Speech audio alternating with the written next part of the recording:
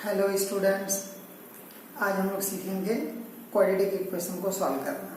Okay चलिए शुरू करते हैं। क्वाड्रेटिक इक्वेशन सॉल्व करने से पहले हम थोड़ी कुछ उसके बारे में जान लेते हैं।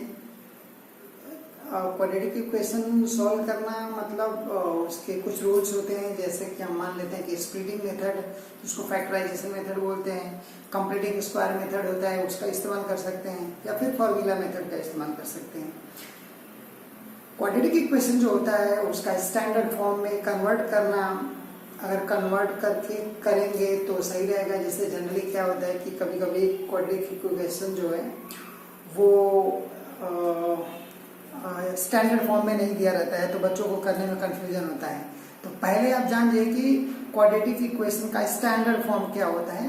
वो उसका स्टैंडर्ड फॉर्मूला जो होता है उसमें हम लिखेंगे ax² + bx + c = 0। ये होता है क्वाड्रेटिक इक्वेशन का स्टैंडर्ड फॉर्म। इस फॉर्म में कन्वर्ट करके हम सॉल्व करना शुरू करते हैं। जैसे मान लें कि हमने यहाँ पे इक्वेशन लिख दिया कि 2x² + 5x + 10 = 0। तो ये क्वाड्रेटिक इक्वेशन है और ये स्टैंडर्ड फॉर्म में भी है। क्यों? क्योंकि अगर कंपैरिजन करते हैं इस इक्वेशन से इसको, तो आप देख सकते हैं कि a क्या हो रहा है 2, b 5 है और c 10 है। तो पहली बात ये कि आपको स्टैंडर्ड फॉर्म समझना होगा।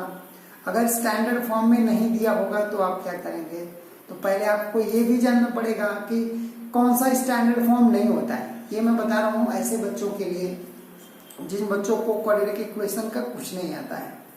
समझ लीजिए कि क्वाड्रेटिक इक्वेशन जो पहली बार नाम सुन रहे हैं वो बच्चे अगर देखेंगे, समझने की कोशिश करेंगे, तो यहाँ से पूरी तरीके से सीख सकते हैं कि किस तरीके से क्वाड्रेटिक इक्वेशन को सॉल्व किया जाता है। ओके चलिए देखते हैं। मान लीजिए क्वाड्रेटिक इक्वेशन को अगर पहचानना होगा तो सबसे पहले जो इक्वेशन दिया होता है वो और उसमें इस्तेमाल हुए वेरिएबल्स की हम डिग्री देखते हैं। मतलब डिग्री ऑफ द पॉलिनोमियल आप देखेंगे तो उसमें वेरिएबल्स की डिग्री होगी 2। अगर 2 है तभी हम बोलेंगे कि ये क्वाड्रेटिक इक्वेशन है, अदरवाइज ये क्वाड्रेटिक इक्वेशन नहीं होता है। क्वाड्रेटिक इक्वेशन में होगा तो आपको सॉल्व करने के 3 तरीके बताए जाएंगे, जिससे हम बोल सकते हैं कि फैक्टराइजेशन मेथड हो गया, जिसमें मिडिल टर्म को स्प्लिट करके सॉल्व किया जाता है, कंप्लीटिंग स्क्वायर मेथड हो गया, और फॉर्मूला मेथड होता है। ठीक है, तो सबसे पहले हम सीखेंगे इसको सॉल्व करने के ये स्प्लिटिंग मेथड, जिसको हम बोलते हैं कि फैक्टराइजेशन मेथड। ओके, ये क्लास उन बच्चों के लिए है जिनको क्वाड्रेटिक इक्वेशन में कुछ नहीं आता है, जो एकदम कुछ नहीं, कभी उन्होंने देखी नहीं, क्वाड्रेटिक इक्वेशन को डरते हैं और करने की कोशिश ही नहीं करते हैं। वो अगर वीडियो देखेंगे तो अगर मुझे ऐसा लगता है कि उनको ये अच्छी तरीके से समझ में आ जाना चाहिए। जैसे हम कोई भी एक इक्वेशन कंसीडर करते हैं, जैसे मान लीजिए कि हमने लिखा x² + 5x और प्लस यहाँ पे हमने लिख दिया 6 = 0। ये अपना एक इक्वेशन है, क्वाड्रेटिक इक्वेशन। इसमें अब हमको इसको क्या करना है, इसका रूट फाइंड करना है, मतलब सॉल्व द क्वाड्रेटिक इक्वेशन। मतलब इस इक्वेशन को सॉल्व करेंगे तो इसमें जो वैल्यू आएगी, ठीक है, वो वैल्यू क्या होगी। और उस ऑब्वियसली आपको भी पता है, जनरली क्वाड्रेटिक इक्वेशन को सॉल्व करेंगे तो हम 2 वैल्यू फाइंड करते हैं। 2 वैल्यू जब हमको मिलती है तो उसमें एक को हम अल्फा और बीटा ऐसे कंसिडर करते हैं। अब आपके ऊपर डिपेंड करता है कि आप इसको सॉल्व करने के कौन से मेथड का इस्तेमाल करते हैं। अगर आप स्प्लिटिंग मेथड का इस्तेमाल करते हैं तो भी सही है, डिपेंड करता है कि आपको किसमें कंफर्टेबल फील हो रहा है। ठीक है, और कौन सा टाइम कंज्यूमिंग नहीं है, क्योंकि टाइम कंज्यूम ज्यादा करेगा तो ऑब्वियसली आपके टाइम एग्जाम में होते नहीं है, तो थोड़ा सा आपको उस मामले में ध्यान देना है कि किस तरीके से करना है। जैसे सबसे पहले अगर मैं बच्चों को समझाता हूं तो मैं उनको बेसिक चीज ये बताने की कोशिश करता हूं कि ये जो फर्स्ट टर्म है इसका मल्टीप्लिकेशन हम थर्ड टर्म के साथ करेंगे और इसको नोट कर लेंगे। पहला काम, मतलब स्टेप 1 में हम ये काम करेंगे स्टेप वाइज मैं बताने की कोशिश करता हूँ। स्टेप 1 में हम बताएंगे बच्चों को कि फर्स्ट टर्म को थर्ड टर्म से मल्टीप्लाई करके आप नोट कर लो। जैसे x square multiply by 6 is equal to 6x square. जैसे यहाँ पे जो 6x स्क्वायर मल्टीप्लीकेशन में आ गया आंसर, जो भी 6 है उसकी जो x स्क्वायर का जो कोएफिशिएंट आ रहा है उसका आप फैक्टर्स फाइंड कर लीजिए। ठीक है, फैक्टर्स जैसे इसके सारे फैक्टर्स में अगर लिखा तो क्या हो जाएगा, 6 के फैक्टर्स होंगे 1, 6, 2 और 3, ये इसके फैक्टर्स होंगे। ठीक है, अब हम इसमें एक कॉम्बिनेशन सेट करेंगे जिसमें हम देखेंगे कि उसका एडिशन और सब्ट्रैक्शन देखेंगे। क्या कि इनमें किसका एडिशन और सब्ट्रैक्शन क्या होना चाहिए, 5, और मल्टीप्लिकेशन आना चाहिए 6। तो देखते हैं, हमको ऐसा लगेगा कि देखिए यहाँ पे जैसे हम चेक करते हैं तो 1 + 6 7, लेकिन 6 - 1 = 5 इसके इक्वल आ रहा है। लेकिन जब हम माइनस करेंगे, सब्ट्रैक्ट मल्टीप्लिकेशन करेंगे तो 6 × -1 = -6। हमको मल्टीप्लिकेशन करते वक्त ये आना चाहिए और एडिशन या सब्ट्रैक्शन करते वक्त मिडिल टर्म के इक्वल आना चाहिए। अगर ऐसा है तो आपका स्प्लिटिंग सही है, नहीं तो रॉन्ग हो जाएगा।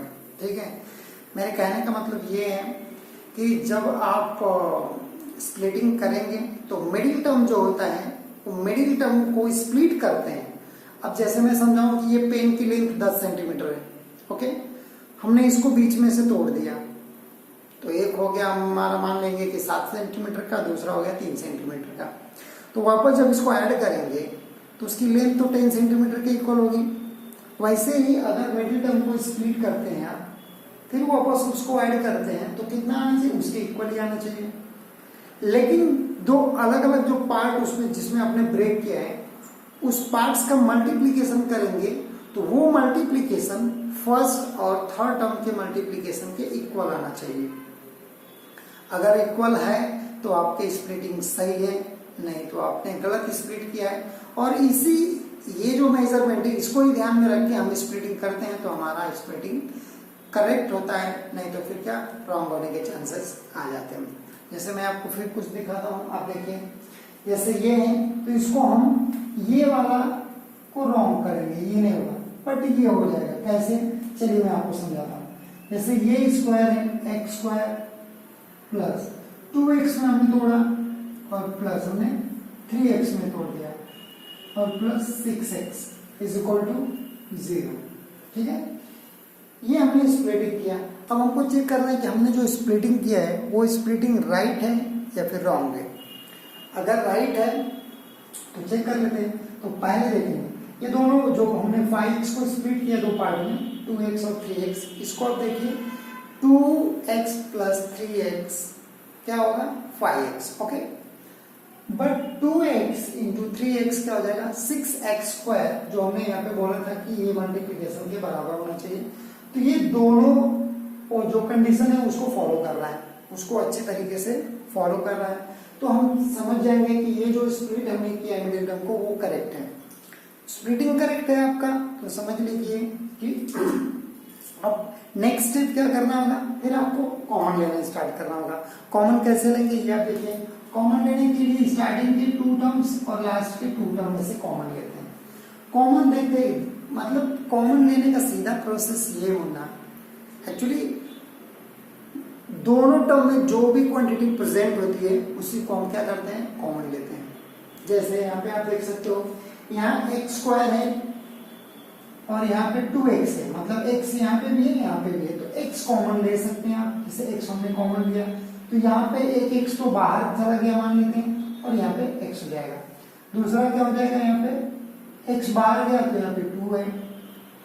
ठीक है, अब आगे आपको यहाँ पे कॉमन क्या लेना है ये देखने के लिए, यहाँ पे जो ब्रैकेट में 2 आया है +2, उससे आपको थर्ड टर्म को जो लास्ट टर्म होता है उसको डिवाइड कर दो। जो भी आंसर आता है वही हम कॉमन लेते हैं, जो भी आंसर आएगा उसको ही हम क्या करेंगे, कॉमन सिलेक्ट करेंगे। जैसे 2 7 6 को डिवाइड किया तो +3 आएगा, तो 3 कॉमन ले लीजिए और यहाँ पे एज इट इज जो है ये ब्रैकेट लिख दीजिए। x plus 2 is equal to 0। अब आप देखेंगे कि यहां से यहां तक एक टर्म हो गया और यहां से यहां तक एक टर्म हो गया।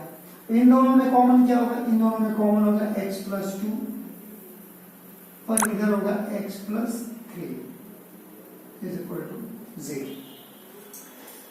This is the factor of the quadratic equation, okay? But this is not root, and you have to find root of these quadratic equations, okay?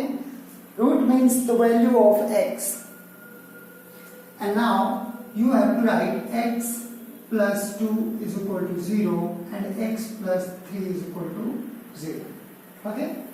Then x is equal to minus 2 and here x is equal to minus 3,